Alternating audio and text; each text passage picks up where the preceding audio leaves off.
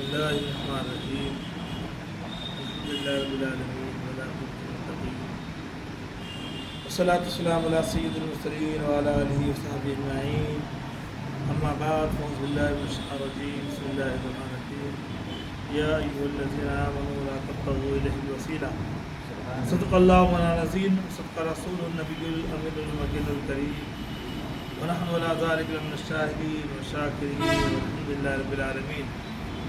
ایک مرتبہ درود پاک پڑھیں اللہم صلی اللہ علیہ وسلم علیہ یا رسول اللہ صلی اللہ علیہ وسلم علیہ نبی اللہ صلی اللہ علیہ وسلم. حضرات محترم، اللہ تبارک و تعالی جل مجدہ الکریم نے انسانوں کی ہدایت کے لیے پورا قرآن نازل فرمایا ہے، اور پورے قرآن میں اللہ رب العزت نے انسانوں کی ہدایت کے لیے نازل فرمایا. کہیں پر ہدایت کے لیے یوں فرما دیا یا ایھا الذین آمنوا صلوا علیہ وسلموا تسلیما، اور کہیں پر یوں فرما دیا کہ یا ایھا الذین آمنوا لا تبتغوا الیہ الوسیلہ، اے ایمان والو وسیلے کو تلاش کرو. آئیے اس پہ کچھ روشنی ڈالیں. اس سے چیز ایک اور چھوٹی سی بات میں آپ کو بتا دینا چاہتا ہوں.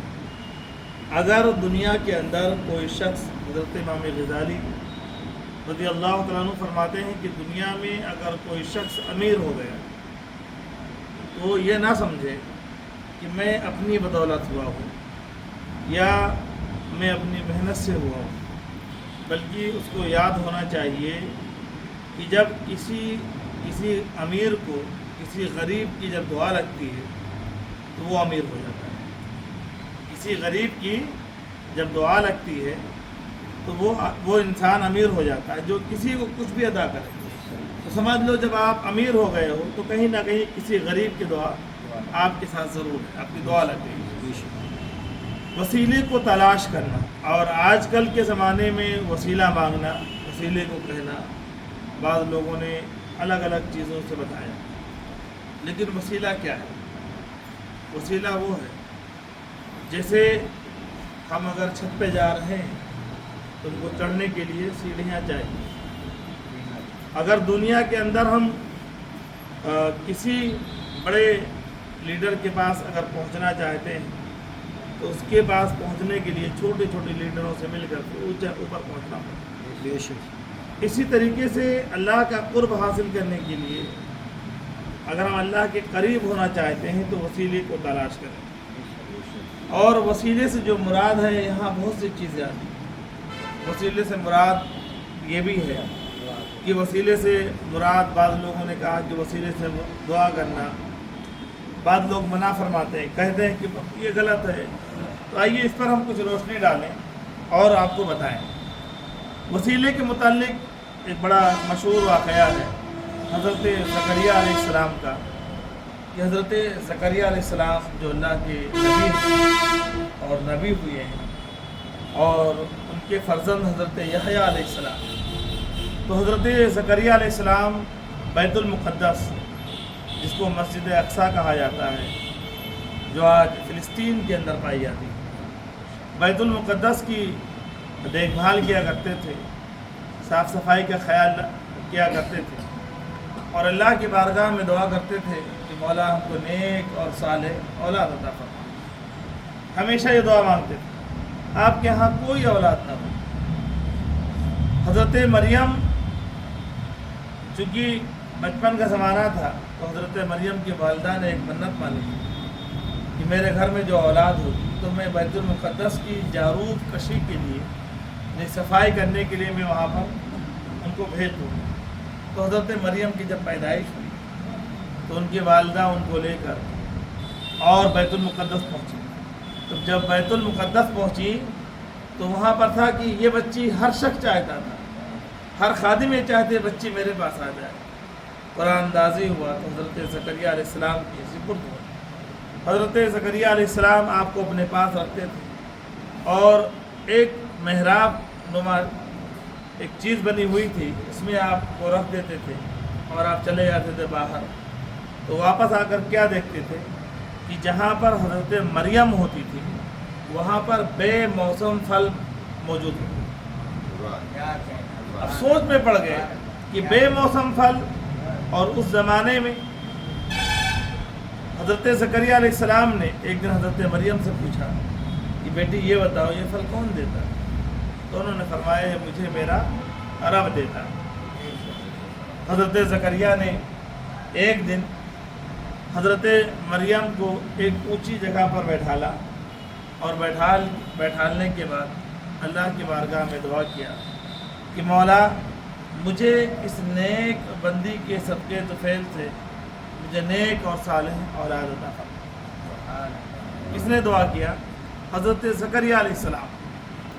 حضرت زکریا علیہ السلام نے جب دعا کیا تو اللہ تبارک و تعالیٰ نے وحی بھیجی اور کہا جاؤ حضرت زکریا سے کہہ دو کہ میں نے تم کو نیک اور صالح اولاد عطا فرمائی جو تمہارے بعد نبی ہوں گے اور ان کا نام حضرت یحییٰ علیہ السلام ہے۔ تو وسیلے کو تلاش کرنا، وسیلے سے دعا مانگنا، یہ انبیاء کی سنت ہے۔ اور اسی چیز پر ایک اور بتا، حضرت آدم علیہ السلام جب دنیا میں پیدا کیے گئے، منکرین ہے نا وسیلے کی، حضرت آدم علیہ السلام جب دنیا میں اتارے گئے، آپ اللہ کی بارگاہ میں گریہ زاری کرتے روتے رہے۔ تاریخیں بتاتی ہیں آپ نے بہت اللہ کی بارگاہ میں گریہ زاری کی، پورا ہمیشہ روتے رہتے، آپ کی دعا قبول نہ ہوئی۔ ایک دن خیال آیا کہ جب میں جنت میں تھا تو ایک نام دیکھا تھا، اور جو نام دیکھا تھا وہ نام خدا کے نام سے جڑا ہوا۔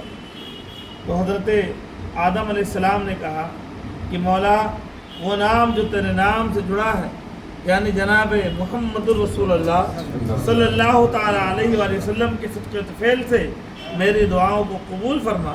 تو اللہ تبارک و تعالیٰ نے حضرت آدم علیہ السلام کی دعا کو قبول فرمایا۔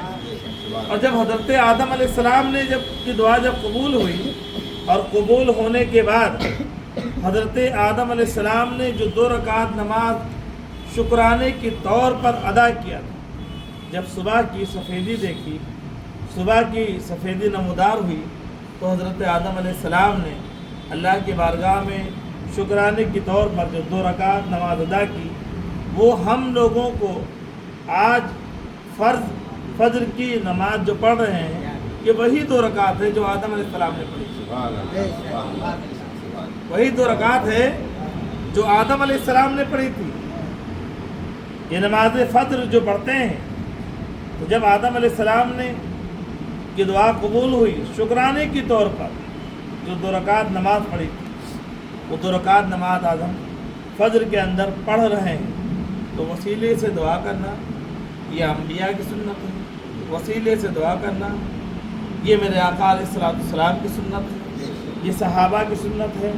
تو ہم کو چاہیے کہ ہم وسیلے کو تلاش کریں، اور جب بزرگوں کی بارگاہ میں جائیں تو اپنی دعاؤں کو ہم ان کے ذریعے خدا کی بارگاہ میں پہنچائیں۔ بس مولا تبارک و تعالیٰ سے دعا ہے کہ ہم تمام مسلمان کو اهدنا الصراط المستقیم پر چلنے کی توفیق و رفیق عطا فرمائے۔ مولا اپنے حبیب کے صدقے طفیل سے مولا یہاں پر جتنے بھی حاضرین ہیں مولا سبھی کی حاضریوں کو قبول عطا فرما۔ مولا اپنے حبیب کے صدقے طفیل سے مولا اس محفل میں جو لوگ اپنا قیمتی وقت دیا مولا اس کا ان کو صلہ عطا فرما، ان کے تمام گناہ صغائر کبائر کو معاف فرما۔ مولا اور لوگوں کو محفل میں آنے کی توفیق و رفیق عطا فرما۔ استغفر اللہ ربی من کل ذنب و اتوب الیہ۔ سبحان ربک رب العزۃ عما یصفون، سلام علی المرسلین، الحمد للہ رب العالمین۔